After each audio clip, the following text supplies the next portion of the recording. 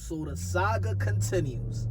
So, ladies and gentlemen, as we all know, that Devin Haney and Teofimo Lopez agreed to fight, but nobody signed the contract. And that fight was supposed to be August 16th, right? It was supposed to be in Saudi Arabia. Now, I mean, that's a fight that the boxing world, especially in this side of the pond, been asking for quite some time. Years and years and years. We've been documenting, we've been reporting it. I've had Bill Haney, Teofimo Lopez Sr. on the panel several times, just trying to promote the fight, trying to, trying to finalize the fight, trying to help promote the fight, and create that type of buzz and engagement for the people, for the people in the sport of boxing to call for this fight, and the powers that be to look and be interested in showcasing this fight, right? So finally, we thought we was gonna get Teofimo Lopez versus Devin Haney. As you all know, Teofimo Lopez has been trying to get Jerome Boots Ennis. Jerome Boots Ennis ducked the fight with Teofimo Lopez, thus Devin Haney stepping up. As we all know, Devin Haney was supposed to be fighting Ryan Garcia. If Ryan Garcia was to beat Rolly Romero, and Devin Haney was to beat Jose Ramirez, in which he did, right? Regardless of the performances and the style that Devin Haney won, he won and put himself in position to get that rematch with Ryan Garcia. Ryan Garcia lost. Devin Haney looking for an opponent. Teofimo Lopez looking for an opponent. I think this was a good prioritized fight for both. And we saw already, everybody been reporting what Teofimo Lopez had tweeted to Turki Alalshikh. Called him a dictator. D-I-C-K-ator. And it seems like it didn't sit well with Turki Alalshikh, and the plug been pulled. Seems like allegedly that plug been pulled. The Devin Haney and Teofimo Lopez. Bill Haney, I think, is tweeting out there, and Devin Haney just tweeted to Teofimo Lopez, basically that they're ducking, and Teofimo Lopez trying to find every way not to fight Devin Haney. Now look,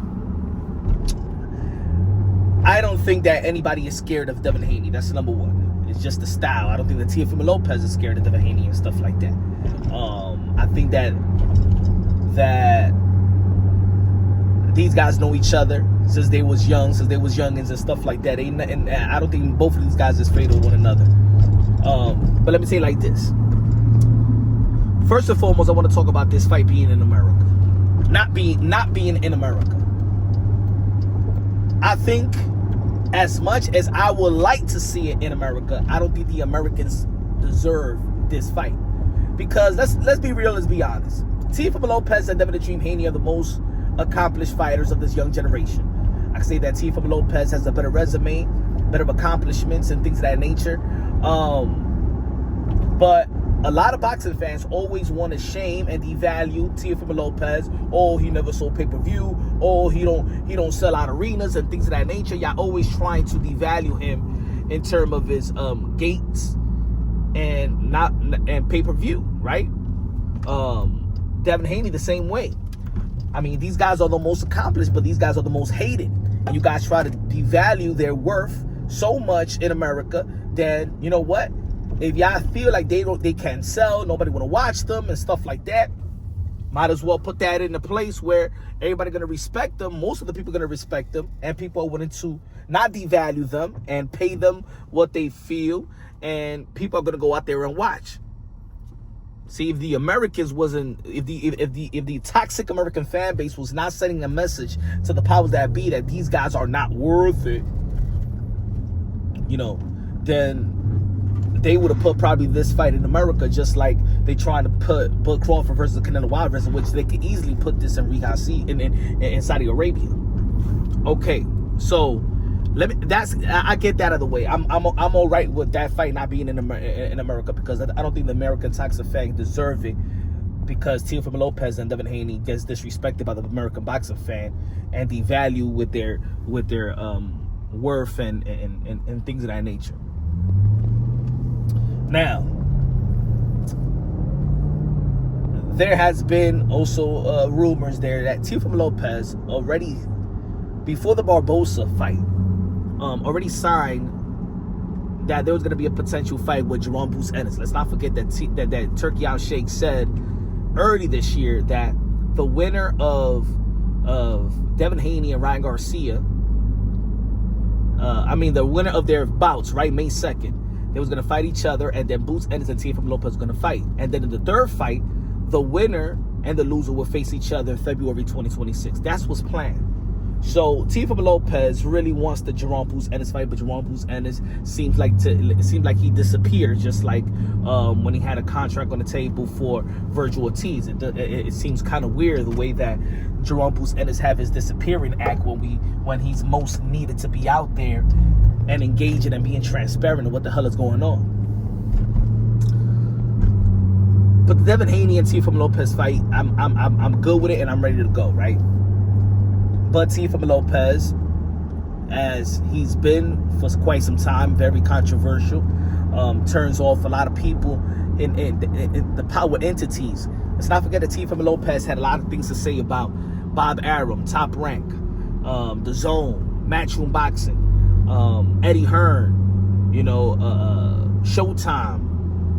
Teofimo Lopez have rubbed a lot of communities, the black community, the Puerto Rican community, and not recent because of his constructive criticism of Canelo Alvarez, and that he was supposed to be training with Eddie Reynoso and stuff like that, and then he said he'd rather pick Bud Crawford. That community now, that's a major community in the sport of boxing, the Mexican community and the Canelo Alvarez fan base. He also had problems with guys that he was actually cool with, Rolly Romero, even and Canelo Alvarez as well.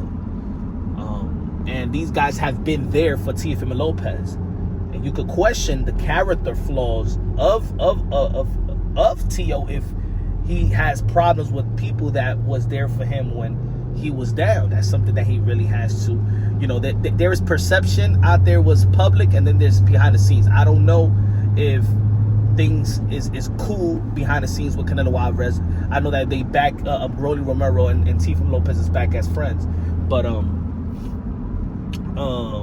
there's been times where we hear Shakur Stevenson not saying nothing about Teofimo Lopez, and then Teofimo Lopez has something to say about Shakur Stevenson, and boom, now Shakur Stevenson is talking smack about Teo, and Teo talking smack about Shakur. But I remember there was a time when Shakur never said anything about Teo. Teofimo Lopez has a way to have the boxing world engaged, but also has a way to be controversial as well. I know there's a blueprint of being controversial and selling, right? There is a blueprint to that. And maybe he's trying to adapt that type of blueprint like Muhammad Ali did, like Floyd Mayweather did, and a plethora of other fighters did, Hector Camacho, and things of that nature. It seems like everybody is running to fight Teofimo Lopez. There's a difference between where the position where Teofimo Lopez is at right now, and I think that this is my constructive criticism. It's because I rock with Teofimo Lopez 100%. You feel me? But I always keep it real. I keep it unbiased, logically, and objectively. And that's why, there's a respect level between the Lopez team and Punch Drunk Boxer, because I'm going to call it for what it is. You know what I'm saying? Sometimes they may not like what I'm going to say, but I know it's coming from the heart, and it's coming from a place of friendship and things of that nature, and me being real. And it doesn't have to be a friendship for me to be real. I'm just going to be real about it, because in the end of the day, I want the best for those who I believe that deserve it. And I think that Teofimo Lopez, he's done a lot. He's done a lot in the sport of boxing. He's a future Hall of Famer already. The resume speaks for itself, and the accomplishments speak for itself. I want his career to progress. You could be controversial, but there has to be a fan base, and a lucrative fan base that's still going to hold you down, right? There has to be at least one fan base that's going to hold you down. Teofimo Lopez is not in a Kanye West position. You know what I'm saying? Kanye, I'm giving you an example. And you're going to be like, what are you talking about, Kanye? Kanye West has been on top of the game for 20 plus years. Kanye West is very controversial. We can say whatever you want to say, but he has this niche fan base, lucrative fan base, that it don't matter what he said, they are going to buy into his product, going to buy into him, buying into his belief in a lucrative way. If Kanye West wants to perform at Madison Square Garden, if they let him, he'll sell out Madison Square Garden. He'll sell out any arena in America. He'll go abroad and sell out. Teofimo Lopez is not in position yet to be this controversial and is going to be as lucrative as you think. You know, everybody wants a piece of him. It's like at one point, Floyd Mayweather, everybody wanted Floyd. Keith Thurman wanted Floyd. Kell Brook wanted Floyd. Danny Swift Garcia, Amir Khan. Everybody wanted Floyd Mayweather. You feel me? But not everybody wants Teofimo Lopez. Let's be real. Let's be honest. He's calling out for names. If Teofimo Lopez was in that position, but Crawford would have fought him. Boots Ennis would have just jumped into the fight. Everybody would have jumped in with a fight with the Teofimo Lopez. Everybody be knocking on the door. There'll be so much demand, so much money. He'll be selling pay-per-view. He'll be in an arena setting. He'll be in the type of setting that even Gervonta Tank Davis is in. Teofimo Lopez have not reached that level, even though he has the potential and has the accomplishment to be that. But to this point, the lucrative, the money, has not been the machine. He doesn't have the machine yet. He doesn't have that yet. So you don't want to turn people off and then they could blackball you, because right now when we're in the sport of boxing, look how unengaged people in America is in the sport of boxing. We had Ryan Garcia, we had Devin Haney, we had Teofimo Lopez on one card, New York City, Times Square. It didn't even do 300,000 pay-per-view buys. It didn't even reach. Hey, yo, Canelo, remember, and they had a bundle with Canelo Alvarez. So let's say if you wasn't even a fan of these guys, you just want to get the bundle. The Canelo Alvarez pay-per-view with William Scott did 110 pay-per-view buys. So that means there's not a high demand for these guys. Meaning that if Teofimo Lopez retired right now, if Devin Haney will retire right now, where boxing will be in the same position that boxing is in right now. That's the reality. The reality that the promoters, investors don't have to kneel down to the controversial thing. They can easily X you out. They can easily be like, "Yo, I don't want to work with you. I don't want to put money. I don't want to pump money in you."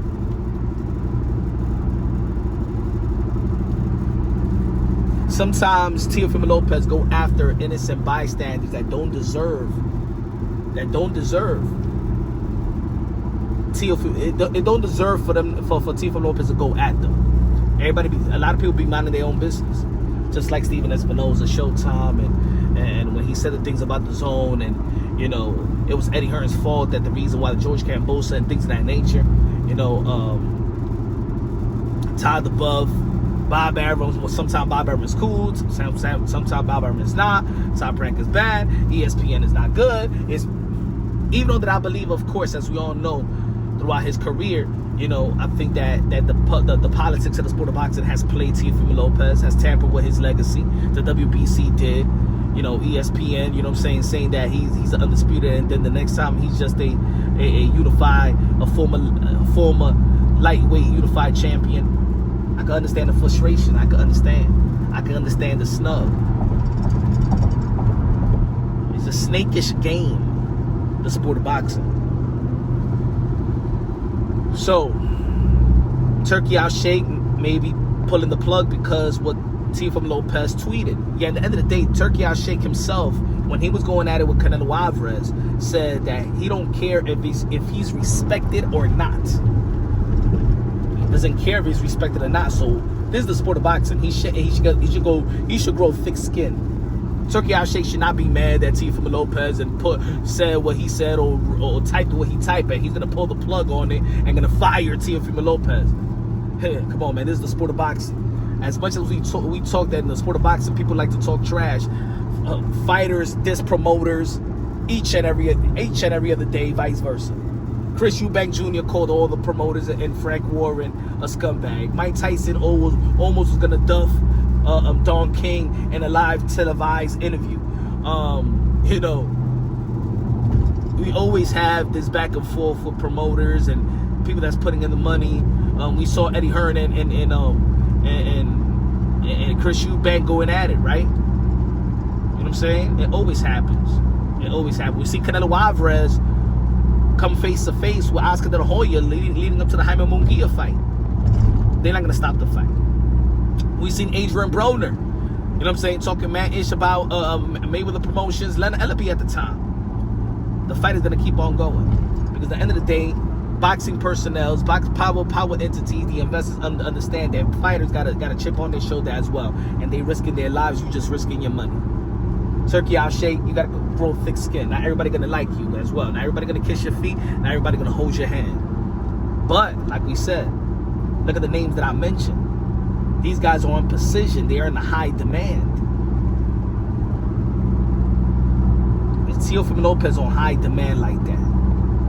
To cause raucous. And still people, alright, man, they got to swallow their pride and egos. I got to work with Teofimo Lopez because he said, oh, I don't care, man. He's just in that power position.